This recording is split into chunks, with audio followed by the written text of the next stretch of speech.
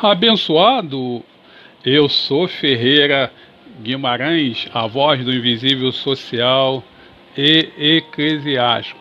E mais uma vez eu quero convidar você a uma reflexão teológica cristã social. Se você quiser nos abençoar com like, dá aí uma inscriçãozinha no nosso canal para nos abençoar aí diante das mídias sociais e angariarmos recursos para a nossa missão entre os menos favorecidos. Que Deus possa abençoar a você. E vamos estar refletindo então em Mateus, no capítulo 18, no versículo 21 e 22. Então, Pedro, aproximando-se, lhe perguntou: Senhor Jesus, até quantas vezes meu irmão pecará contra mim, que eu lhe perdoe? Até 7 vezes? Respondeu Jesus: não te digo que até 7 vezes, mas até 70 vezes 7. Palavras do Senhor. Abençoado, perdoar os outros é uma exigência de todos os cristãos e podemos ver ainda em Marcos, no capítulo 11, 25, que é essencialmente necessário perdoarmos aos nossos ofensores para que Deus também perdoe os nossos pecados. Mas se perdoar fosse fácil, não usaríamos a expressão liberar perdão. Eu entendo que perdoar é um ato divino. Perdoar é esquecer? Perdoar não é esquecer o que aconteceu no passado. É muito comum ouvirmos que quem perdoou não deve lembrar a situação que fez com que tivesse que perdoar. Mas então, será que quando nós perdoamos, Deus apaga a nossa memória desse cérebro maravilhoso que Ele nos deu? Não. Perdão não é amnésia. O simples fato de eu esquecer não garante que eu inesperadamente vou lembrar do fato e odeie novamente o meu agressor. Isso muitas vezes funciona como um mecanismo de proteção, de forma a tomarmos medidas para que esta situação não aconteça outra vez. Mas se lembrarmos do que aconteceu e sentimos mágoa, é porque provavelmente não perdoamos verdadeiramente. O perdão liberta e não nos deixa sentir rancor. O perdão não significa que não vamos lembrar do que nos aconteceu, mas mudarmos as nossas atitudes em relação ao acontecimento e ao ofensor.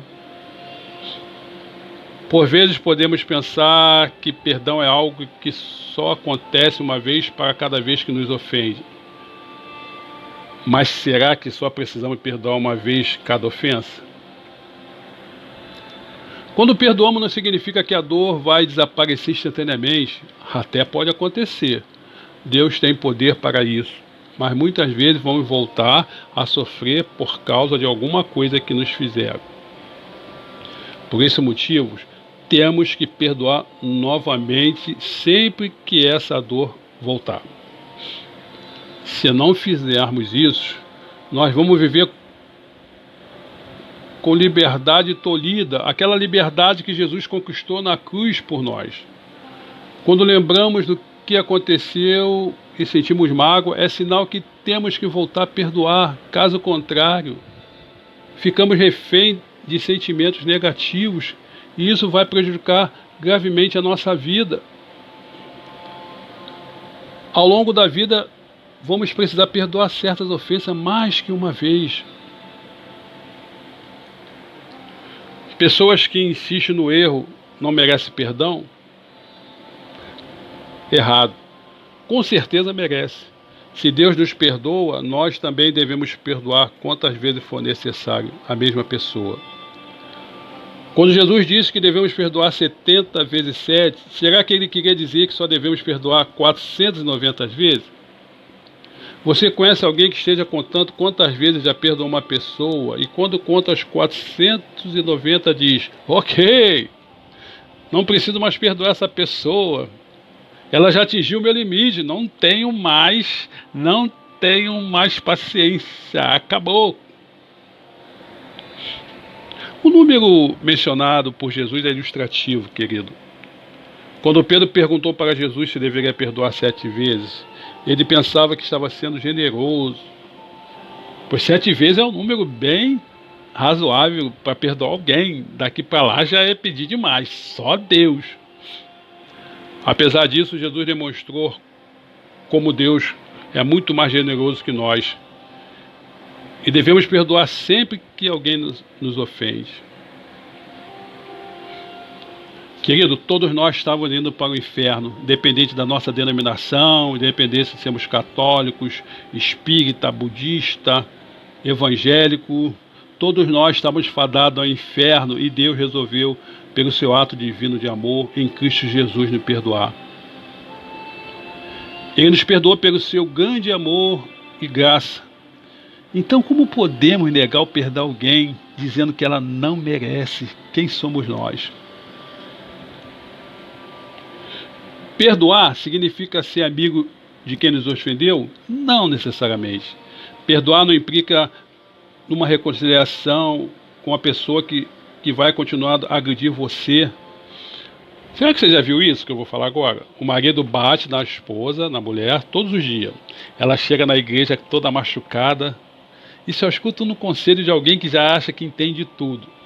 Que volte para sua casa, continue apanhando até que o marido se converta. Onde você vê escrito isso na Bíblia, querido?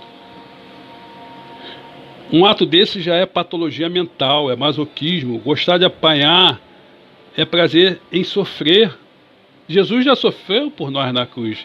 O nosso sofrimento foi consequência dos nossos pecados, não das nossas idiotices, das nossas meninices e da nossa vontade de apanhar. Isso é doença. Existem situações que até em termos legais não há possibilidade de aproximação e reconciliação entre as duas pessoas, mesmo havendo perdão. Você entra na justiça porque Deus ama a justiça e o direito, e há a separação. O que não pode acontecer é ficarmos com rancor e mágoa em relação à pessoa que nos ofendeu. Os únicos inimigos reais de um cristão são o diabo, os demônios e o pecado, a nossa carne. Esse é o grande inimigo que nós temos que vencer.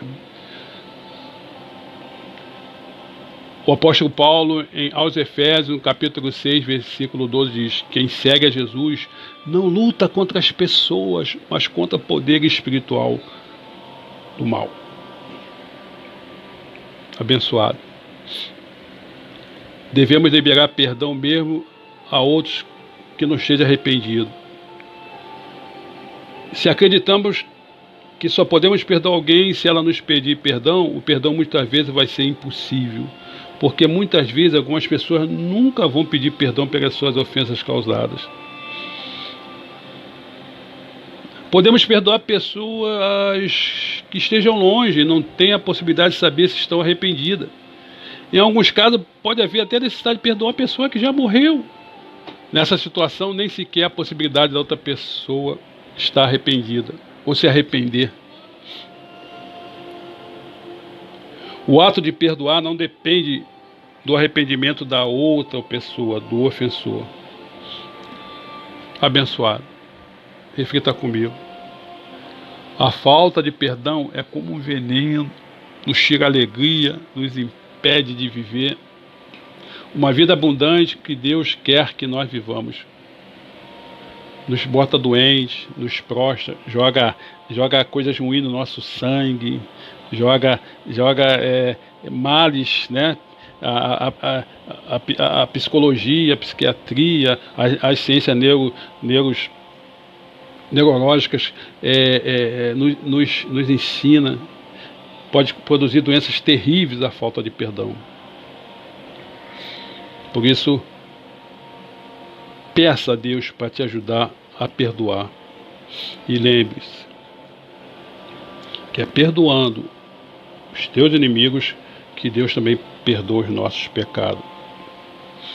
Nesse dia, eu, ao me levantar da cama e entregar a minha vida na mão de Deus, perdoei todos os meus inimigos. Os amigos é tranquilo, mais fácil perdoar.